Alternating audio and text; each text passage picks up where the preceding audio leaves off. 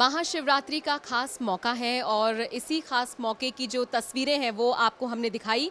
गाजियाबाद के दुधेश्वर नाथ मंदिर में हम पहुंचे हैं और अब आपकी मुलाकात कराने जा रहे हैं इस मंदिर के महंत नारायण गिरी महाराज जी से। पंडित जी, बहुत स्वागत है आपका। इस मंदिर की मान्यता बहुत है, इतिहास लगभग 5000 साल पुराना है, कुछ बताइए इसके बारे में। ये रावण के पिता ऐसा तो ये आदिकाल से ही बहुत प्राचीन मंदिर है। और ये जो है स्वयंभू शिवलिंग के रूप में है कि रावण के पिता विश्वशर्मा इस शिवलिंग को स्थापना किया। दुधेश्वर नाथ जो है ये काशी विश्वनाथ का उपज्योतिर्लिंग के रूप में मान्यता प्राप्त है और प्राचीन समय से ही यहाँ पर स्थापित है। पहले बोलते थे कि यहाँ पर गांव की गाय आती थी, तो गाय आने के बाद में वो दोपहर के समय में कामधेनु गाय जहाँ पर शिवलिंग है वहाँ अपने आप ही वो जो है दूध छोड़ देती थी। तो वहाँ शिवलिंग वो जो दूध वहाँ पर गिरा तो वहाँ से जो है भगवान शंकर जी का जो शिवलिंग प्रकट हुआ। तो इसका सब लोग नाम गांव वालों ने नाम रख दिया दुधेश्वर महादेव। दूध से प्रसन्न वाला ईश्वर दुधेश्वर। जैसे हमारा ये सरनाम होता है सबका, किसी का गिरीपुरी, किसी का शर्मा, तो शिव का सरनाम है ईश्वर है। तो ये नागेश्वर नाग से प्रसन्न होने वाला, रामेश्वर राम से प्रसन्न होने वाला, ये ईश्वर है दुधेश्वर, दूध से प्रसन्न होने वाला ईश्वर। पूरा विश्व को दूध चाहिए, तो इसके लिए जो है विशेष रूप से दूध से प्रसन्न होता है। तो ये दुधेश्वर के नाम से ये मान्यता प्राप्त है। श्री पंचदशनाम जूना अखाड़े की परंपरा में मेरे से पहले 15 महंत यहाँ पर हो चुके हैं। मैं 16वां महंत यहाँ इस गद्दी पर हूँ। हजारों सालों से यहाँ पर पूजा वूजा होती है। विशेष रूप से महाशिवरात्रि पर और जो श्रावण महीना होता है कावड़ का उसका, और ये फागुन का महाशिवरात्रि है, इसमें बहुत ही भक्तों का यहाँ पर हमेशा तांता लगा रहता है और यहाँ सभी लोग पूजा करते हैं। और निश्चित रूप से भगवान शिव का जो है उनको आशीर्वाद भी मिलता है दुधेश्वर भगवान का, और पूर्ण रूप से मनोकामना भी पूर्ण होती है। यहाँ बोलते हैं कि ये कुआं है प्राचीन हमारा, जिसमें 3 प्रकार का जल भी उसमें परिवर्तन होता है। समाधि गरीब गिरी जी इलायची गिरी सिद्ध महात्मा है, उनके ऊपर में इलायची चढ़ाने से बहुत सी मनोकामना पूर्ण होती है।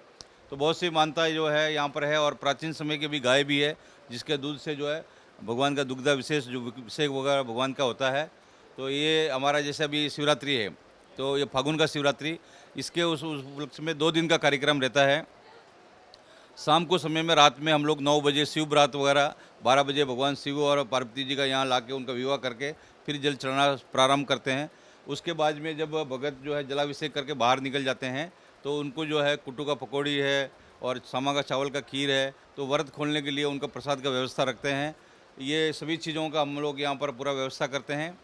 सुबह शाम और 3 बार जो है यहाँ भगवान का भोग वगैरह लगता है और आरती वगैरह जो है धूप आरती दीप आरती ये भी होती है। तो ये समझिए कि 2 दिन जो है निरंतर जो है फागुन की शिवरात्रि में जो भगवान शिव का जो है विवाह महोत्सव भी मनाया जाता है। और ये बोलते हैं कि सृष्टि का आदि में भगवान शिव के ब्रह्म मुरारी सुरस्ते लिंगम निर्मल भाषित जन्म दुख विनाश लिंगम तत्प्रणाम सदा शिवलिंगम। तो ये आदि सृष्टि के आदि में जो है भगवान यहाँ पर जो है वो लिंग के रूप में प्रकट हुए थे, ज्योत के रूप में प्रकट हुए थे। तो इस रूप में जो है दुधेश्वर भगवान की यहाँ पर मानता है जी।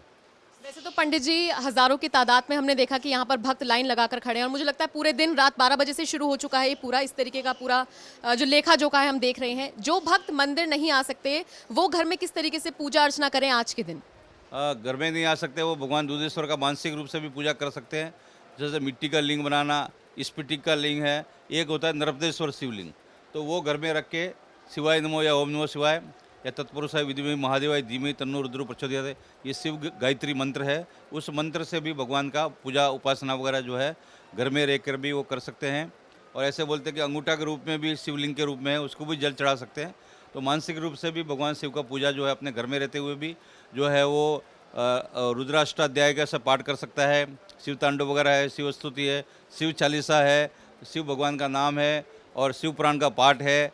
और उसके बाद में जो है अपने घर में जो है जलाभिषेक भी कर सकता है और पंचामृत से, राजोपचार से और पंचगव्य से, सब प्रकार से जो है उसका जो भी मन में इच्छा है उससे जो है वो अपने घर में रहकर भी भगवान शिव की जो है पूजा कर सकता है, उनका व्रत रख सकता है और उसकी भक्ति को भगवान शिव की प्राप्त कर सकता है जी। पंडित जी ये तो सब बताते हैं कि रुद्राभिषेक में किस किस चीज़ का इस्तेमाल हो, जैसे कि जल चढ़ा सकते हैं, दूध चढ़ा सकते हैं, लेकिन शिवलिंग पर क्या ना चढ़ाएं इसको लेकर भी मान्यता है। जैसे तुलसी नहीं चढ़ानी चाहिए, केतकी के फूल नहीं चढ़ाने चाहिए, तो उसको लेकर थोड़ा सा बताएं। ऐसा कुछ ऐसी मान्यता शिव पुराण वगैरह में वर्णन है। केतकी का फूल है, तुलसी है, ये बहुत सी चीज़ों को जैसे नहीं चढ़ाना चाहिए। विशेष रूप से जैसे अभी फागुन का शिवरात्रि है तो इस टाइम में भगवान शिव को धतूरा और क्योंकि वो शिव जो है नीलकंठ भी है कि वो जब विष निकला था तो कालकूट भी बोलते हैं उनको, तो वो भी वही दिन इसी दिन माना माना जाता है।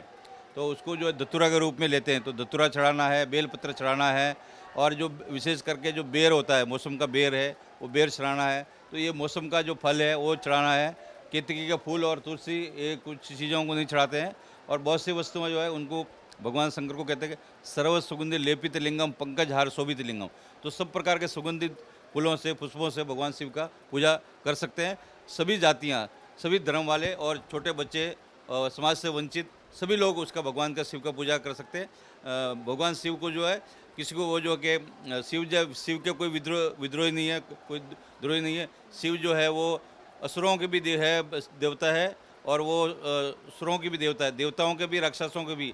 तो उनको बोलते हैं देवों का देव महादेव। तो वो सब लोग इसका पूजा कर सकते हैं। कोई भी जो है ऐसा नहीं है कि भाई शिव का पूजा नहीं कर सकते। शिव के समस्त जगत में कोई भी मनुष्य है वो इसका पूजा कर सकते हैं जी। बहुत बहुत शुक्रिया हमसे बात करने के लिए।